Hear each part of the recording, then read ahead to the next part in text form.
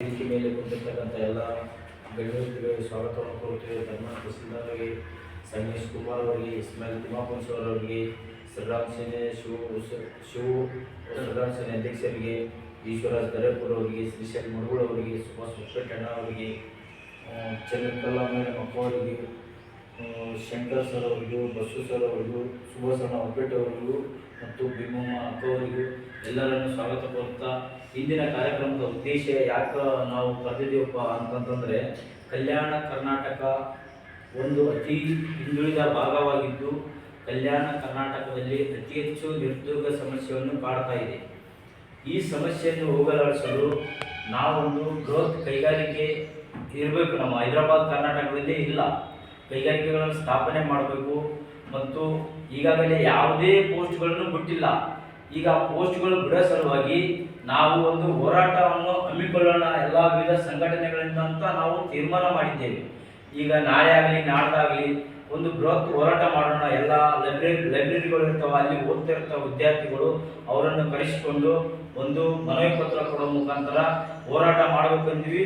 ಅದನ್ನು ನಿಮ್ಮ ಅನಿಸಿಕೆ ಅಭಿಪ್ರಾಯಗಳನ್ನು ಹೇಳ್ಬೇಕಂತೇಳಿ ನಾವು ಈ ಉದ್ದೇಶಕ್ಕಾಗಿ ಇಲ್ಲಿ ಕರೆದಿರ್ತಕ್ಕಂಥ ಸಭೆಯಾಗಿರ್ತಕ್ಕ ಮುಂದಿನ ವಿಚಾರ ಸಂಗಮೇಶ್ವರ ಇವರು ಎಲ್ಲರೂ ನೀವು ತಿಳಿಸಿರ್ತಕ್ಕಂಥ ಅದು ಯಾರು ಏನೇನು ಅಭಿಪ್ರಾಯ ಹೇಳ್ರಿ, ಅದರ ಬಗ್ಗೆ ನಾವು ತೀರ್ಮಾನ ಮಾಡಿ ಹೋರಾಟ ಮಾಡೋಣ. ಅವರು ರಾಜ್ಯ ಅಂಬೇಡ್ಕರ್ ಸಂಘದವರು ಒಂದೆರಡು ಮಾತನಾಡೋದನ್ನು ಕೇಳ್ಕೊಳ್ತೇವೆ. ನಮಸ್ಕಾರ. ಈ ಒಂದು ಶಾಪುರದ ಪ್ರವಾಸಿ ಮಂದಿರದಲ್ಲಿ ವಿವಿಧ ರೈತ ಸಂಘಟನೆಯ ಮತ್ತು ವಿವಿಧ ಸಂಘಟನೆಯ ಅಧ್ಯಕ್ಷರು ಮತ್ತು ವಿವಿಧ ರಾಜಕೀಯ ಪಕ್ಷದವರು ಮತ್ತು ಸಾಮಾಜಿಕ ಚಿಂತಕರು ಮತ್ತು ಮಹಿಳಾ ಘಟಕದವರು, ಮಹಿಳಾ ಹೋರಾಟಗಾರರು ಈ ಒಂದು ಸಭೆಯಲ್ಲಿ ಭಾಗವಹಿಸಿದ್ದಾರೆ. ಈ ಒಂದು ಸಭೆಯ ಉದ್ದೇಶ ಕಲ್ಯಾಣ ಕರ್ನಾಟಕ ಭಾಗದ ನಿರುದ್ಯೋಗ ಸಮಸ್ಯೆಗಳ ಬಗ್ಗೆ ಒಂದು ಸಭೆ ಕರೆಯಲಾಗಿದೆ. ಈ ನಿರುದ್ಯೋಗ ಸಮಸ್ಯೆ ಅಂದ್ರೆ ಯುವಕರು ಮತ್ತು ಮಹಿಳೆಯರು, ಪುರುಷ ಮತ್ತು ಮಹಿಳೆಯರು ಭಾಳಷ್ಟು ನಿರುದ್ಯೋಗ ಸಮಸ್ಯೆ ಕಲ್ಯಾಣ ಕರ್ನಾಟಕ ಭಾಗದಲ್ಲಿ ಭಾಳಷ್ಟು ಸಮಸ್ಯೆ ಕಾಡ್ತಿದೆ. ಭಾಳ ವರ್ಷಗಳಿಂದ ಹಲವಾರು ರಾಜಕೀಯ, ಕಾಂಗ್ರೆಸ್ ಆಗಿರ್ಬೋದು, BJP ಇರ್ಬೋದು, JDS ಇರ್ಬೋದು, ಈ ಒಂದು ಭಾಗದಿಂದ ಶಾಸಕರಾಗಿ ಸಚಿವರುಗಳಾಗಿ ಹೋಗಿದ್ದಾರೆ. ಆದರೆ ಈ ಒಂದು ಭಾಗದಲ್ಲಿ ದೊಡ್ಡ ಉದ್ಯಮ ಅಂದರೆ ಕೈಗಾರಿಕೆಗಳನ್ನು ತರುವಲ್ಲಿ ಭಾಳ ವಿಫಲರಾಗ್ಯದ ನನ್ನೊಂದು ಆರೋಪ. ಕಾರಣ ಇಷ್ಟೇ, ನಾವು ಹಲವಾರು ವಿದ್ಯಾರ್ಥಿಗಳು ನಾವೇ ಓದಿ ಕುಂತೀವಿ. ಈಗ ಡಿಗ್ರಿ ನಮ್ದು ಏಜ್ ಮುಗಿಲಕ್ಕೆ ಬಂತು. ಈಗ ನಾವು ನೌಕರಿ ಮುಗಿತಾರೆ. ನಮ್ಮಂತೆಯೇ ಭಾಳಷ್ಟು ನಿರುದ್ಯೋಗಿ ಪುರುಷರು, ಮಹಿಳೆಯರು ಭಾಳಷ್ಟು ನಮ್ಮ ಕಲ್ಯಾಣ ಕರ್ನಾಟಕದ ಅದರ. ಈಗ ನಿರುದ್ಯೋಗಿ ಓದಿ ಕುಂತ ಮೇಲೆ ಬೆಂಗಳೂರಿಗೆ ಹೋಗ್ತೀವಿ ನಾವು. ಈಗ ಕೆಲಸ ಇಲ್ಲ ನಮ್ಗೆ ಅಂತೇಳಿ ಬೆಂಗಳೂರಿಗೆ ಹೋಗ್ತೀವಿ. ಅವೇ ಕಂಪನಿಗಳು ನಮ್ಮ ಕಲ್ಯಾಣ ಕರ್ನಾಟಕ ಭಾಗದಾಗ ಆದ್ರೆ ಇಲ್ಲೇ ನಮ್ಮ ನಿರುದ್ಯೋಗ ಸಮಸ್ಯೆ ಬಗೆಹರಿತದ. ಈ ಕಲ್ಯಾಣ ಕರ್ನಾಟಕ ಭಾಗದಾಗ ಯಾವುದೇ ಜಿಲ್ಲೆಗಳದಾಗ ಕಂಪನಿಗಳು ಆದ್ರೆ ನಮಗೆ ಭಾಳ ಉತ್ತಮ ಅಂತಕ್ಕಂಥ ನನ್ನ ಅನಿಸಿಕೆ ಅದ. ಈ ಒಂದು ಕಲ್ಯಾಣ ಕರ್ನಾಟಕ ಭಾಗದಾಗ ಶಾಪುರ, ಸುರ್ಪುರು ಈ ಕಡೆ ನಮ್ಮ ಭಾಗದಾಗ ನಾವು ನಮ್ಮ ಅನಿಸಿಕೆಗಳು ಬೇರೆ ಬೇರೆ ಕಡೆ ಎಲ್ಲ ಹೋರಾಟಗಳು ಮಾಡ್ಕೊಂತ ಬರ್ತೀವಿ. ನಮ್ಮ ಯಾದಗಿರಿ ಜಿಲ್ಲೆ ಒಳಗೆ ದೊಡ್ಡ ಒಂದು ಕೈಗಾರಿಕೆಗಳಾದ್ರೆ ಮಹಿಳೆಯರು ಮತ್ತು ಪುರುಷರು ನಿರುದ್ಯೋಗ ಸಮಸ್ಯೆ ಹೋರಾಡಿಸಕ್ಕೆ ಒಂದು ದಾರಿ ಆಗ್ತದ. ಕೂಡಲೇ ಕೇಂದ್ರ ಸರ್ಕಾರ ಮತ್ತು ರಾಜ್ಯ ಸರ್ಕಾರಗಳು ಕೂಡಲೇ ಈ ಒಂದು ನಮ್ಮ ಕಲ್ಯಾಣ ಕರ್ನಾಟಕ ಭಾಗಕ್ಕೆ ದೊಡ್ಡ ದೊಡ್ಡ ಫ್ಯಾಕ್ಟ್ರಿಗಳು ತರಬೇಕಂತೇಳಿ ನನ್ನ ಅನಿಸಿಕೆ ಅದ. ನಾವು ಉಳಿದವರು ಮಾತಾಡೋರ ಅನಿಸಿಕೆಗಳು ಹೇಳಿ ಅಂತೇಳಿ ನಾನು ಈ ಸಭೆಗೆ ಆಗಮಿಸಿದ ನನ್ನ ಆತ್ಮೀಯ ಗೆಳೆಯರಿಗೆ ಧನ್ಯವಾದಗಳು. ಈ ಸಭೆ ಕರೆದ ಉದ್ದೇಶ ಏನಂದರೆ, ಉತ್ತರ ಕರ್ನಾಟಕಕ್ಕೆ ಭಾಳ ಅನ್ಯಾಯ ಆಗ್ತದೆ. ಮೇಲಾಗಿ ಇಲ್ಲಿ ಇರ್ತಕ್ಕಂಥ ಸಚಿವರಾಗಲಿ, ಶಾಸಕರಾಗಲಿ ಅಭಿವೃದ್ಧಿ ಬಗ್ಗೆ ಮಾತಾಡೋಣ. ಅವ್ರ ಅಭಿವೃದ್ಧಿಗೋಸ್ಕರ ಜಾಸ್ತಿ ಅವ್ರು ಏನಾದ್ರು ಕೆಲಸಗಳು ಮಾಡ್ತಾರೆ. ನಾನು ಅಷ್ಟು ತಂದೆ ಅನುದಾನ ಇಷ್ಟು ತಂದೆ ಅನುದಾನ ಅಂತೇಳಿ ಜನರಿಗೆ ಏನದ ಒಂದು ಮನವರಿಕೆ ಮಾಡ್ತಾರೆ. ಆ ಮನವರಿಕೆ ಮಾಡಿದಾಗ ಯಾವ್ಯಾವ ಅಭಿವೃದ್ಧಿ ಆಗ್ಯದಂತ ನಾವು ಏನೋ ಒಂದು ಕಾಗದ ಯಾರಿಗೆ ನಾವು ಕೇಳಿದರೆ, ಆರ್ಟಿಐದ ಕೇಳಿದರೆ ಅವ್ರು ಅಭಿವೃದ್ಧಿನೇ ಆಗಿಲ್ಲದ್ರೆ ನಾವೇನು ಕೊಡೋಣ ಅಂತ ಹೇಳ್ತಾರೆ. ಅದನ್ನೇ ಆಯಿತು. ನಮ್ಮಲ್ಲಿ ಸಂಪುಟ ದರ್ಜೆ ಸಚಿವರಾಗ ಅವ್ರ ಮನಸ್ಸು ಮಾಡಿದರೆ ಏನು ಬೇಕಾದ್ರೂ ಮಾಡ್ಬೋದು. ಈ ಉತ್ತರ ಕರ್ನಾಟಕ ಉದ್ಯೋಗ ಸಮಸ್ಯೆ ಹೆಂಗಾಗ್ಯದ ಅಂತಂದ್ರೆ, ನಿರುದ್ಯೋಗ ಅಂತಂದ್ರೆ ದೇಶದ ಅಭಿವೃದ್ಧಿಗೆ ಒಂದು ಮಾರಕ. ನಿರುದ್ಯೋಗ ಅಂದರೆ ಒಂದು ದೇಶಕ್ಕೊಂದು ಅಭಿವೃದ್ಧಿ ದೃಷ್ಟಿಯಿಂದ ಒಂದು ಮಾರಕ. ಯಾಕಂದರೆ ನಮ್ಮಲ್ಲಿ SLC ಕಲಿತು ಹೆಣ್ಮಕ್ಳು ಅರ, PUC ಕಲಿತು ಹೆಣ್ಮಕ್ಳು ಅಲ್ಲ, ಡಿಗ್ರಿ ಕಲ್ತಾರ, ಅವ್ರಿಗೆ ಉದ್ಯೋಗ ಇಲ್ಲ. ಅವ್ರಿಗೆ ಈ ಭಾಗಕ್ಕೆ ಒಂದು ಚಲೋ ಕ್ಯಾಪಿಟಲ್ ಸಿಟಿ ಟೈಪ್ ಗುಲ್ಬರ್ಗ ಆಗಲಿ, ಬೀದರ್ ಆಗಲಿ, ರಾಯಚೂರಾಗಲಿ ಅಂಥ ಜಿಲ್ಲೆಗಳಿಗೆ ಒಂದೊಂದು ಗಾರ್ಮೆಂಟ್ಸ್ಗಳು ಹಾಕ್ಬೇಕು. ಅವರು ಜವಳಿ ಪಾರ್ಕ್ಗಳು ಅಂತೇಳಿ ಮಾಡ್ಬೇಕು. ನಮ್ಮಲ್ಲಿ ಒಂದು ಕಡೆಚೂರಲ್ಲಿ ಮಾಡ್ಯಾರ ಜವಳಿ ಪಾರ್ಕ್ ಅಂತ. ಅದು ಇನ್ನಾದರೂ ಅದು ಸಂಸ್ಥಾಪನೆ ಆಗಿಲ್ಲ, ಕೆಲಸ ಆಗಿಲ್ಲ.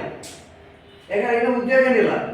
ಇವು ಕೆಲವು ಕಡೆಗೆ ರಾಜಕಾರಣಿಗಳು ಏನು ಮಾಡ್ತಾರೆ, ನಾವು ಉದ್ಯೋಗ ಮೇಳ ಮಾಡ್ತೀವಿ, ನೀವು ಬರ್ರಿ, ಏನಾದ್ರು ಆಕಾಂಕ್ಷೆಗಳು ಬಂದು ನೀವೇನಾದ್ರು ಪಟ್ಟಿ ಕೊಡ್ರಿ ನಮ್ಗೆ, ನಿಮ್ಗೆ ಎಲ್ಲೇನೋ ಕೆಲಸ ಹಚ್ತೀವಿ ಅಂತಾರೆ. ಎಲ್ಲೇನೋ ಹಚ್ಚಕ್ಕೆ ಮೊದಲ ನಮ್ಮ ಉತ್ತರ ಕರ್ನಾಟಕ ಮಾಡಿ ನೀವು ಎಲ್ಲರೂ ಇಲ್ಲಿ ಕೆಲಸ ಸಿಗ್ತದಲ್ಲ. ಈ ಕೆಲವೊಂದು SLC ಕಲ್ತು ಹುಡುಗರು ಲೇಡೀಸ್ ಏನು ಅದ ಕೂಲಿ ಕೆಲ್ಸಕ್ಕೆ ಹೋಗ್ತಾರೆ. 200-300 ರೂಪಾಯಿ ಕೊಡ್ತಾರೆ, ತಿರುಗಿಸ್ಲಪ್ಪ ಅಲ್ಲಿಗೆ ಹೋಗ್ತಾರೆ. ಅದೇ ಇಲ್ಲಿ ನಮ್ಮಲ್ಲಿ ಗಾರ್ಮೆಂಟ್ಸ್ ಆದರೆ 10-15 ಸಾವಿರ ರೂಪಾಯಿ ಪಗಾರ ಕೊಡ್ತಾರೆ. ಅವರು ಬಟ್ಟೆ ಹೊಲಿಯೋದಾಗಲಿ, ಬೇರೆ ಬೇರೆ ಇವು ಅಕ್ಬರ್ ಅಂದಾಗ ಬೇರೆ ಬೇರೆ ಸಂಸ್ಥೆಗಳಿವೆ. ಆ ಸಂಸ್ಥೆಗಳೆಲ್ಲ ಬಂದು ಏನದ ನಾವು ಪ್ರೊಟೆಕ್ಟ್ ಮಾಡ್ಬೇಕಿಲ್ಲಿ.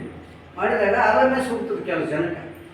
ಅದು ಅವೇರ್ನೆಸ್ನು ಮಾಡಲ್ಲ ಯಾರು. ಇದೆಲ್ಲ ಮಾಡ್ಬೇಕಂದ್ರೆ ಜನರ ಪ್ರತಿನಿಧಿಗಳು ಮಾಡ್ಬೇಕು. ನೀರಾಗಿ ಇಲ್ಲಿ ನಮ್ಮಲ್ಲಿ ITBT ಮಿನಿಸ್ಟರ್ ಅದ, ಇದೇನೋ ನಮ್ಮ ಸಣ್ಣ ಕೈಗಾರಿಕಾ ಸಚಿವರುಗಳು ಅದ. ಅವರಿಗೆ ಅಭಿವೃದ್ಧಿಗಳು ಅನ್ನೋದು ಸ್ವಲ್ಪ ಯಾಕೋ ಇವ್ರು ಇಂಡಸ್ಟ್ರಿ ಮಾಡ್ಬೇಕಂಬುದು ಅವ್ರಿಗೆ ಮನುಷ್ಯಗೆ ಬರ್ತಾ ಇಲ್ಲ. ನಾವು ಈ ಸಭೆ ಕಾರಣದ ಉದ್ದೇಶನ ಮುಂದೆ ನಾವು ಏನು ಮಾಡಬೇಕು, ನಾವು ಯಾವ ರೀತಿ ಹೋರಾಟ ಅಂದ್ಕೊಳ್ಬೇಕು ಮುಂದೆ ಅಂತೇಳಿ ಈ ಸಭೆ ಕರೆದ್ವಿ. ತಮ್ಮದು ಯಾರ್ಯಾರ ಅಭಿಪ್ರಾಯ ದಯವಿಟ್ಟು ತಿಳಿಸ್ಬೇಕು ಅಂದ್ರೆ ಆಗಮಿಸಿದಂಥ ಎಲ್ಲ ನನ್ನ ಸಹೋದರ ಹಾಗೂ ನನ್ನ ಸಹೋದರಿಗೆ ಅಭಿನಂದನೆ ತಿಳಿಸುತ್ತಾ, ನಮ್ಮ ಕಲ್ಯಾಣ ಕರ್ನಾಟಕ ಭಾಗದಲ್ಲಿ ಹೆಚ್ಚು ನಿರುದ್ಯೋಗ ಯುವಕರು ಮನೆಯಲ್ಲೇ ಕುಳಿತಿರೋದ ಕಾರಣ ಇದೇ. ನಾವು ರೈತ ಭಾಳ ಈ ಕಡೆ ರೈತರದೇ ಮಾಡ್ತೀವಿ. ರೈತರದಂದ್ರೆ ಒಂದು 3-4 ತಿಂಗಳು ನಮ್ಮ ಬೆಳೆಗಳು ಇರ್ತಾವೆ. ಎಕ್ಸಾಂಪಲ್ ತೊಗರಿ ಎತ್ತಿ ಆಯ್ತು, ತೊಗರಿ ಎತ್ತಾಗ ಸೀದಾ ನಾವು ಕೆಲಸಕ್ಕೆ ಕೊಡಾದ್ರೆ ಸೀದಾ ನಾವು ವಲಸೆ ಹೋಗ್ತೀವಿ. ಹೈದ್ರಾಬಾದು, ಪುಣೆ, ಬೆಂಗಳೂರು. ಆದ ಕಾರಣ ಆ ಅಭಿವೃದ್ಧಿಗಳನ್ನ ನಮ್ಮ ಕಡೆ ಉತ್ತರ ಕರ್ನಾಟಕ, ಕಲ್ಯಾಣ ಕರ್ನಾಟಕ ಹಾಕಿದ್ರೆ ಅಲ್ಲಿ ಹೋಗಕ್ಕೆ ನಮ್ದು ನಾವು ಇಲ್ಲೇ ನಾವು ತಂದೆ ತಾಯಿ ನೋಡ್ಕೊಂತ ಎಲ್ಲ ನಮ್ಮ ಸಂಬಂಧಿಕರು ನೋಡ್ಕೊಂತ ನಾವು ಇಲ್ಲೇ ಇರ್ತೀವಿ. ತಂದೆ ತಾಯಿ ಇಲ್ಲಿ, ನಾವು ಅಲ್ಲಿ. ಆದ ಕಾರಣ ಭಾಳ ನಮ್ಮ ಉತ್ತರ ಕರ್ನಾಟಕದಲ್ಲಿ ಭಾಳ ನಾವು ಸಮಸ್ಯೆಗಳು ಕಾಣ್ತಾ ಇದ್ವಿ. ಇಲ್ಲಿನ ಶಾಸಕರಾಗಿರ್ಬೋದು, ಸಚಿವರಾಗಿರ್ಬೋದು, ಇಲ್ಲೇ ನಮ್ಮ ಸಚಿವರು ಸಣ್ಣ ಕೈಗಾರಿಕಾ ಸಚಿವರಿದ್ದಾರೆ. ಆ ಸಚಿವರೇ ನಮ್ಗೆ ಇಲ್ಲಿ ಯಾವುದೋ ಒಂದು ಕೈಗಾರಿಕೆಯನ್ನು ತಂದುಕೊಟ್ರ ಯುವಕರು ಲೋಕಲ್ದಾಗಿರ್ತೀವಿ, ಯುವತಿಯರು ಲೋಕಲ್ದಾಗಿರ್ತೀವಿ. ಆದ ಕಾರಣ ತಮ್ಮಲ್ಲಿ ದಯವಿಟ್ಟು ಸಚಿವರಲ್ಲಿ ಮನವಿ ಮಾಡಿರ್ತೇವೆ ಅಂತ ನಾವು ಯುವಕರು ಮತ್ತು ಎಲ್ಲ ರೀತಿಯಿಂದ ನಮಗೆ ಯುವಕರು ನಮ್ಮ ಯಾದಗಿರಿ ಭಾಗದಲ್ಲಿ ಅತಿ ಹೆಚ್ಚು ನಮ್ಮ ಯಾದಗಿರಿ ಭಾಗದಿಂದ ವಲಸೆ ಹೋಗ್ತಿರ್ತೇವೆ. ಆದ ಕಾರಣ ನಾವು ಯಾದಗಿರಿ ಜಿಲ್ಲೆದಾಗ ಯಾವ್ದಾರ ಒಂದು ದೊಡ್ಡ ಕೈಗಾರಿಕೆ ಆಗಿದ್ರೆ ಎಲ್ಲ ಯುವಕರು ನಾವು ಇಲ್ಲೇ ಕಾರ್ಯಗಳನ್ನು ಮಾಡ್ಕೊಂತ ಎಲ್ಲ ನಮ್ಮ ತಂದೆ ತಾಯಿ ನೋಡ್ಕೊಂತ ಇಲ್ಲೇ ಕುಂದ್ರಬೇಕಾಗುತ್ತೆ. ಸ್ವಲ್ಪ ಸಚಿವಗಳು ಈ ಕಡೆ ಗಮನ ಕೊಡಬೇಕಾಗಿ ತಮ್ಮಲ್ಲಿ ವಿನಂತಿ. ಈ ಒಂದು ಶಾಪುರ ಪ್ರವಾಸಿ ಮಂದಿರದಲ್ಲಿ ಕರೆಯಂಥ ಎಲ್ಲ ಸಾಮೂಹಿಕ ಸಂಘಟನೆಗಳು ಹಾಗೂ ರೈತಪಿತ ಸಂಘಟನೆಗಳು ಹಾಗೂ ಸಾಮಾಜಿಕ ನಾಗರಿಕರು ಕಲ್ಯಾಣ ಕರ್ನಾಟಕ ಭಾಗದಲ್ಲಿ ನಾವು ಭಾಳ ಗೌರವಿಸ್ತೀವಿ. ಅದಕ್ಕೆ ಅಂದರೆ ನಮ್ಮ ಕಲ್ಯಾಣ ಕರ್ನಾಟಕ ಭಾಗದಲ್ಲಿ ಟೋಟಲ್ 6 ಡಿಸ್ಟಿಕ್ ಬರ್ತದೆ. 6 ಡಿಸ್ಟಿಕಲ್ಲಿ ನಮಗೆ ಕೃಷಿ ಅವಕಾಶವನ್ನು ಕೊಟ್ಟಿದ್ದಾರೆ. ಕೊಟ್ಟು ನಾವು ಉದ್ಯೋಗಾವಕಾಶ, ಟೀಚರ್ಸ್ ಪೋರ್ಟ್ ಆಗಿ, SDA, FD ಇವೇ ಪೋಸ್ಟಿಂಗ್ ಆಗಿ ಅವು ಕೊಡ್ತಾ ಇದ್ದೆ. ಬಟ್ ಆದ್ರೂ ನಾವು 6 ಡಿಸ್ಟಿಕ್ದವರು ನಾವು ದಕ್ಷಿಣ ಕರ್ನಾಟಕ ಹೋಗಿದ್ದಿದೆ ಪರಿಸ್ಥಿತಿ ಬಂದಿದೆ. ನಮ್ಮ ಇಲ್ಲಿ ಮುಖ್ಯಮಂತ್ರಿ ಆಗಿದ್ದಾರೆ, ಗೃಹ ಮಂತ್ರಿ ಆಗಿದ್ದಾರೆ, ವೀರೇಂದ್ರ ಪಾಟೀಲ್ ಆಗಲಿ, ಧರ್ಮಸಿಂಗ್ ಅವರಾಗಲಿ, 2-3 ಮುಖ್ಯಮಂತ್ರಿ ಆಗಿದ್ದಾರೆ. ಮುಖ್ಯಮಂತ್ರಿ ಆದರೂ ಕೂಡ ಇನ್ನು 75 ವರ್ಷ ಸ್ವತಂತ್ರ ಸಿಕ್ಕರು ಕೂಡ ನಮಗೂ ಫ್ಯಾಕ್ಟ್ರಿಗಳು ಬರ್ತಿಲ್ಲ, ಇಂಡಸ್ಟ್ರಿ ಬರ್ತಿಲ್ಲ. ನಮ್ಮಲ್ಲಿದ್ದಾರೆ ನಮ್ಮ ಸಚಿವರಾದಂಥ ಪ್ರಿಯಾಂಕ ಖರ್ಗೆ ಇದ್ದಾರೆ, ನಮ್ಮ ಶ್ಯಾಮಪ್ರಸಾದ್ ಸರ್ ಅವರು ಇದ್ದಾರೆ, ಜಯಪ್ರಕಾಶ್ ಪಾಟೀಲ್ ಅವರು ಇದ್ದಾರೆ. ಇದು ಸಂಬಂಧವಾಗಿ ಹೆಚ್ಚು ಫ್ಯಾಕ್ಟ್ರಿಗಳ ಉದ್ಯೋಗದಲ್ಲಿ ನಮ್ಮ ಜನಕ್ಕೆ ಬಹಳ ಅನುಕೂಲ ಮಾಡಿಕೊಡ್ಬೇಕಂತ ಎಲ್ಲ ಸಂಘಟನೆ ವತಿಯಿಂದ, ನಮ್ಮ ನಾಗರಿಕರ ವತಿಯಿಂದ, ರೈತರ ಸಂಘಟನೆ ವತಿಯಿಂದ, ಎಲ್ಲ ಸಂಘಟನೆ ವತಿಯಿಂದ ನಾವು ಕೇಳಿಕೊಳ್ಳುತ್ತೇವೆ. ಕರ್ನಾಟಕ ಒಂದು ಅತಿ ಹಿಂದುಳಿದ ಭಾಗವಾಗಿದ್ದು ಕಲ್ಯಾಣ ಕರ್ನಾಟಕ ನಿರುದ್ಯೋಗ ತುಂಬ ಇದೆ. ಇದನ್ನು ನಿವಾರಣೆ ಮಾಡಬೇಕಂದ್ರೆ ತುಂಬ ಕಷ್ಟ ಇದೆ. ಯಾಕಂದರೆ ಎಷ್ಟೋ ಜನ ಮಿನಿಸ್ಟರು, CM ಅವರು, ಧರ್ಮಸಿಂಗ್ ಅವರು CM ಆಗಿ ಹೋಗಿರುವಂಥ ನಮ್ಮ ಭಾಗ.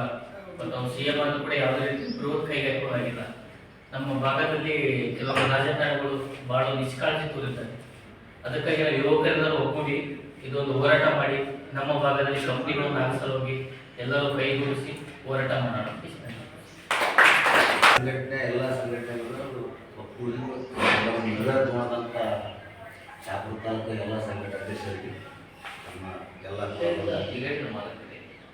ಇಲ್ಲಿ ರಾಜಕೀಯ ಮಾಡಬೇಕಾದ್ರೆ ಇವತ್ತು ಖರ್ಗೆ ಸಾಹೇಬರು ವಿರೋಧ ಪಕ್ಷದ ರಾಜ್ಯ ರಾಷ್ಟ್ರ ಅಧ್ಯಕ್ಷರು ಧರ್ಮಸಿಂಗ್ ಹಿಂಗೆ ಮುಖ್ಯಮಂತ್ರಿ ಆಗಿ ಅಂದ್ರೆ ಇವತ್ತು ನಮ್ಮ ಭಾಗ ಯಾವಾಗ ಬೆಳಿಬೇಕಾಗಿತ್ತು ಆ ಎರಡು ಕುಟುಂಬಗಳು ಏನಾಗಿ ಬಿಟ್ಟದಪ್ಪ ಅಂತಂದ್ರೆ ಯಾರೋ ಬೆಳೆಗಳು ನಾವು ಎರಡೇ ಕುಟುಂಬ ಬೆಳಿಬೇಕಂತ ಆ ಉದ್ದೇಶದಿಂದ ಈ ಭಾಗನೇ ಉತ್ತರ ಕರ್ನಾಟಕ ಬೆಳೆಯಲಾರಂತ ಸುಮ್ಮನೆ ತಂದಿಟ್ಟಂತ ಅವೆರಡು ಕುಟುಂಬ ಅಂತ ಹೇಳಕ್ ನಾನು ಇಷ್ಟಪಡ್ತೀನಿ. ಇವತ್ತಿನ ನೀವೆಲ್ಲರೂ ನಿರ್ಧಾರ ತಗೊಳ್ತಂತ ಒಳ್ಳೆಯ ನಿರ್ಧಾರ ಇದು. ಈ ನಿರ್ಧಾರಕ್ಕೆ ಎಲ್ಲರೂ ಸಹಕಾರ ಕೊಟ್ಟು ಆ ಮುಂದಿನ ಕೆಲಸ ಎಲ್ಲರೂ ಕೈ ಬಿಡಿಸಿ ಮಾಡಬಾರಂತ ನಿಮ್ಮ ಮುಖಾಂತರ ನಾನು ಹೇಳಕ್ಕೆ ಇಷ್ಟಪಡ್ತೀನಿ. ನಾನು ನಿಮ್ಮ ಕಾರಣ ತಿಳಿಸ್ತೀನಿ. ನಾ ಬರ್ತೀನಿ. ಇಂದಿನ ಸಭೆಗೆ ಎಲ್ಲರೂ ಹಾಜರಾಗಿರ್ತಕ್ಕಂಥ ಎಲ್ಲರಿಗೂ ವಂದನಾರ್ಪಣೆ ಹೇಳಿ ನಾನು ವಂದನಾರ್ಪಣೆ ಕಾರ್ಯಕ್ರಮವನ್ನು ಇಲ್ಲಿಗೆ ಮುಗಿಸ್ತಾ ಇದೆ.